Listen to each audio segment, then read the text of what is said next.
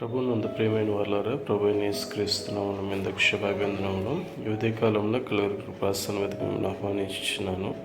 2 సమూయేలు గ్రంథం 8వ అధ్యాయము 9-18 వచనం చూసుకున్నప్పుడు, దావీదు హదదెజరు దండు అంతే ఓడించి ఆ సమాచారము హమాత్ రాజుతో వినబడిన. వారిద్దరికీ యుద్ధములు జరుగుతున్నాయి కాబట్టి తన కుమారుడు యోరాము చేతికి వెండి బంగారు విత్తడి వస్తువులను కానుకలకు అప్పగించి కుశల ప్రశ్నలకి దావీదుతో సంతోషించడానికి దావీదు రాజునకు పంపించిన. అయితే రాజు అయిన దావీదు తాను జయించిన చిన్నలతో పట్టుకున్న వెండి బంగారములతో వీటిని చేర్చి యెహోవాకు ప్రతిష్ఠించినట్లుగా చూస్తున్నాం. ఈ విధంగా దేవుడు ఫిలిస్తీన్ల యొద్ద నుండి, అమాలేకుల యొద్ద నుండి రెహోబు కుమారుడు హదదెజరు అను శోభారాజు నది నుండి పట్టుకుని ఉండిన వాటన్నిటిని కూడా దేవునికి సమర్పించినట్లుగా, దేవుడు దావీదుకి తోడైనట్లుగా, ఎక్కడికి పోయినానో దావీదు యెహోవా అతనికి కాపాడుచున్నట్లుగా చూస్తున్నాం. దావీదు ఇశ్రాయేలు అందరి మీద రాజే, తన జిల్లందరినీ నీతి న్యాయం బట్టి ఏలుచున్నాడు.